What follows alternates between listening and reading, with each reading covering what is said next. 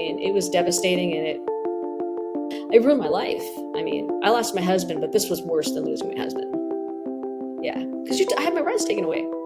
I'm Elizabeth Mitchell, and I sat down with a mom in California who lost her 14-year-old daughter to the California foster care system after she would not allow her to transition into becoming a boy. My daughter was really rebellious. She had a girlfriend. Unfortunately, I had discovered that a girlfriend had sexually done some things to her. And as protective measures, I kind of kept my daughter away from this girl, and she became very rebellious. And at that point, it was really strange. It just came out of nowhere. It literally came out of nowhere that all of a sudden, I want to be a boy, and I feel suicidal. I was concerned, so I called the police, and they came out and they checked her out. The officer was like, "Well, you should just be, more accepting of your daughter. I mean, I'm involved with the LGBTQ, community, and I think you should just be accepting." And so that's how it all started. And then the PEP team identified that she wasn't suicidal, but yet this officer went outside with the PEP team, had a conversation with them after my conversation with her, and they decided to take her. And then it became this thing where she became really angry with me because I was keeping her away from this girlfriend. And then, so she was trying to figure out a way to get out of my house. And that's where she went to the counselor and said some things about me, got me in trouble. Then I got a knock on the door from CPS saying that I abused her. And so they didn't substantiate that I was abusive or physically abusive.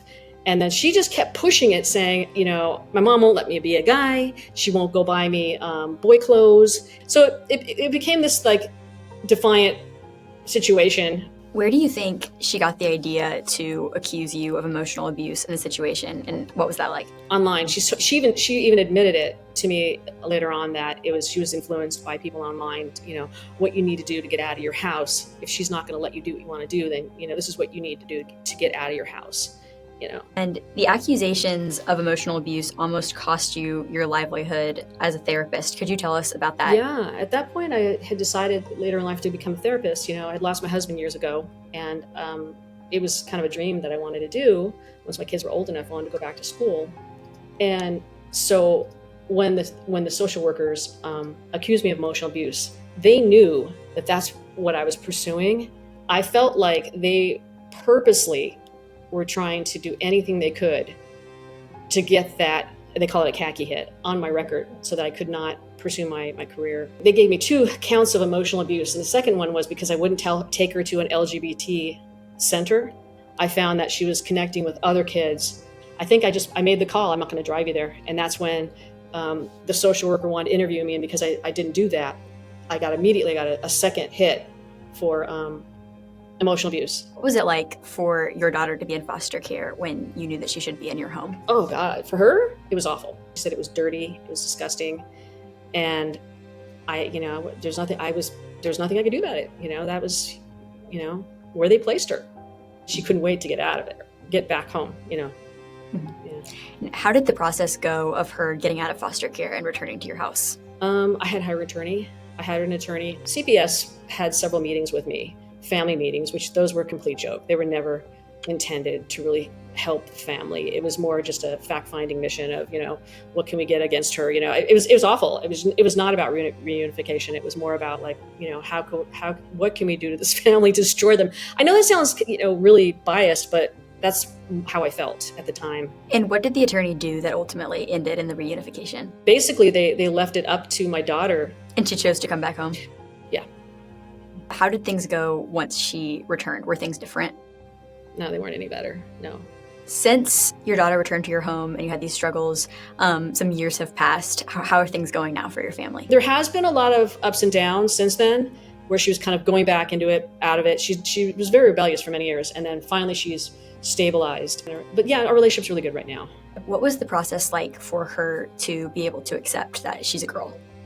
I think definitely not having a mom that was like, I kept saying, no, you really need to explore this more, because, look back to your childhood.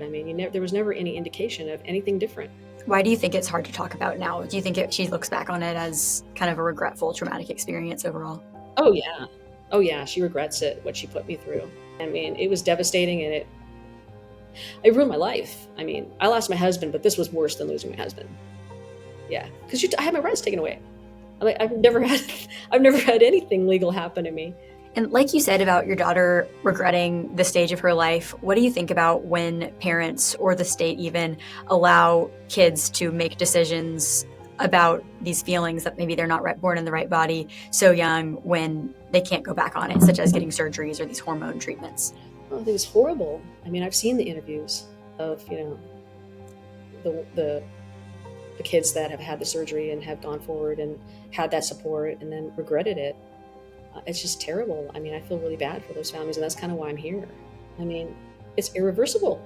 What was it like to know that these transgender medical interventions are irreversible, but also know that people from child services, maybe the foster family, the LGBT groups were accepting of your daughter getting these procedures? How was it to be the one responsible for protecting her in that, but having obstacles? It's incredibly hard. I wouldn't wish that on your worst enemy. I wouldn't. Yeah. What types of changes would you like to see to make sure parental rights are protected in a way that yours weren't? Get the government out of it. It's just let parents parent. How is the process of restoring trust between yourself and your daughter and your children after this situation? Oh, extremely difficult. Extremely difficult. There is still work to do there. What advice would you have to other parents who are afraid that their children can be taken away from them if they don't accept them identifying as transgender, even though they have concerns about it down the road? There are some therapists that don't support the ideology, that just explore it. I would definitely try to see if there's a way that you could get your child, with someone like that could, help them explore what they're going through. And what role do you think social media played? Oh God, huge. I think if there wasn't social media, we wouldn't be having this conversation. No. Would you recommend that parents don't let their kids on social media in order to prevent things like this from happening? Well, I definitely limit it, for sure. I think it's really hard to completely limit it. I think it just depends on the age. And I think I wouldn't have given them a phone. If I knew what I knew. And sometimes we hear stories like this of the government taking children away from parents because of transgender issues ending differently. What would you attribute to your story ending with the reunification of your family? I mean, I hate to say it, but if I didn't have any money, I wouldn't have been able to do it. And I do put a lot of faith in God too, but I'm just saying that I feel sorry for people that don't have the means to be able to fight it. And how's your daughter doing now? She's doing okay. Like I said, she did struggle with chemical dependency, and she kind of struggles, with mental health issues. I do see a progression of it getting better. Is there anything else that you would like for other families who are going through this to know from your experience as someone who's gotten through it and been able to keep your family together? Don't give up. Don't ever give up. Just keep fighting. That's what I did. I just kept fighting. I finally got the right person to help me too. You got to find those resources to help you through it. Now I think it's much better. There are some people speaking out against it. There are some resources right now that I didn't have back then. Parents' role is to guide their children the best they can, in a healthy manner. And giving a 14-year-old those rights, it doesn't make sense to me. It doesn't make sense. What is a parent for?